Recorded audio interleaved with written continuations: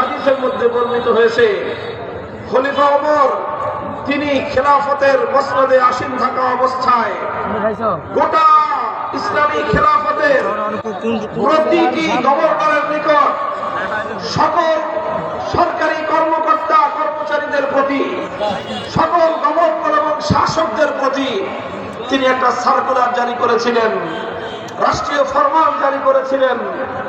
সেই রাষ্ট্রীয় ফরমান এর ভাষা ছিল, বুখারীর হাদিসে বর্ণিত হয়েছে, তিনি লেখেন, ইন্না আহাম্মা উমুরিকুম ইনদি আস-সালাহ ফামান হাফিজাহা ফাহুয়া লিমা সিওয়াহা আহফাজু ওয়া মান দাইয়াহা ফাহুয়া লিমা সিওয়াহা আদিয়াউ। খলিফা ওমর তার গভর্নরদেরকে বলেছিলেন, হে মুসলিম বিশ্বের গভর্নররা, হে মুসলিম বিশ্বের শাসক গোষ্ঠী, আমি তোমাদেরকে বলছি, তোমাদের খলিফা হিসেবে আমার দৃষ্টিতে তোমরা যারা রাষ্ট্রীয় গুরুত্বপূর্ণ পদে দায়িত্ব পালন করছো, তোমাদের সবচেয়ে গুরুত্বপূর্ণ কাজ হলো যথাযথভাবে নামাজ বাস্তবায়ন করা। কারণ কি? এরপরে তিনি নিজে বললেন, ফামান হাফিজাহা, যেই গভর্নর, যেই সরকারি কর্মকর্তা সে তার নামাজকে যথাযথভাবে বাস্তবায়ন করবে, ফাহুয়া লিমা সিওয়াহা আহফাজু, সে তার প্রতিটি দায়িত্বের ক্ষেত্রে, জনগণের প্রতি প্রতিটি কর্তব্য পালন করার ক্ষেত্রে আরো বেশি যত্নশীল হবে।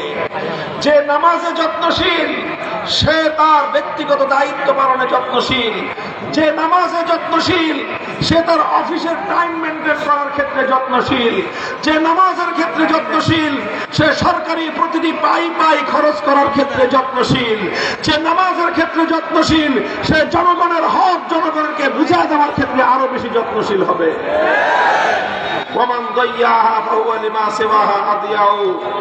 আর যে ব্যক্তি নামাজের প্রতি যত্নহীন, যে নামাজকে নষ্ট করবে, সে শুধু নামাজকে নষ্ট করবে না, যার দ্বারা নামাজ নষ্ট হবে তাকে জনগণের দায়িত্ব দিলে তার দ্বারা জনগণের দায়িত্ব সঠিকভাবে পালিত হবে না। যে নামাজকে নষ্ট করবে তার কাছে জনগণের আমানত দিলে জনগণের কাছে সে আমানত পৌঁছবে না, সে খেয়ানত করবে। যে নামাজের প্রতি যথাযথ দায়িত্ব পালন করবে না তাকে কোনো ব্রিজ বানানোর দায়িত্ব দিলে সেই ব্রিজের মধ্যে রডের বদলে বাঁশ দিবে। যে নামাজের প্রতি দায়িত্ব জ্ঞানহীন তাকে রাস্তা বানানোর দায়িত্ব দিলে জনগণের পয়সা দিয়ে কেনা বিটুমিন আর আলকাতরার জায়গায় কেরোসিন তেল ঢালবে। এই জন্য খলিফা ওমর বলেছিলেন যে আমার কাছে রাষ্ট্রীয় শাসনের দায়িত্বশীল পরীক্ষা করার প্রধান মানদণ্ড হলো নামাজ। যারা নামাজ সুন্দরভাবে কায়েম করবে তারা রাষ্ট্রীয় দায়িত্ব যথাযথভাবে পালন করবে, আর যারা নামাজ কায়েম করার ক্ষেত্রে গাফলতি করবে তাদের দ্বারা জনগণ কোনদিন প্রকৃত অধিকার লাভ করতে পারবে না। মুহতারাম হাজিরিন, এটা শুধুমাত্র গল্পের কথা নয়, এটা শুধুমাত্র ডায়ালগ নয়, এটা ইসলামী ইতিহাসের যে চিরন্তন বাস্তব কথা।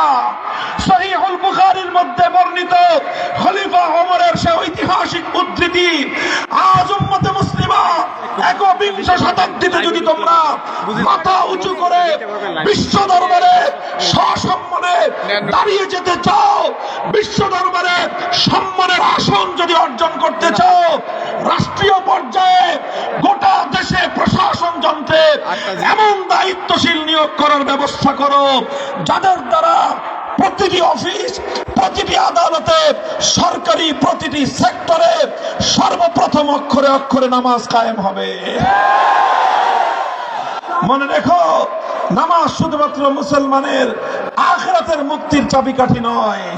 যেই নামাজ আমার জন্য তোমার জন্য জান্নাতের দরজা খুলবে, সেই নামাজের মাধ্যমেই এই পৃথিবীতে আমরা শান্তির সমাজ গড়তে পারি। সেই নামাজের মাধ্যমে নীতিবান আমরা একটি জাতি গঠন করতে পারি। সেই নামাজের মাধ্যমেই অন্যায় এবং অশ্লীলতা মুক্ত একটি প্রজন্ম, একটি দেশ এবং একটি সমাজ আমরা গড়তে পারি। আল্লাহর কোরআন দায়িত্ব নিয়েছে, ইন্নাস সালাতা তানহা আনিল ফাহশাই ওয়াল মুনকার। তোমরা নামাজ কায়েম করো। অন্যায় রোধ করতে পারতেছো না, দুর্নীতি রোধ করতে পারতেছো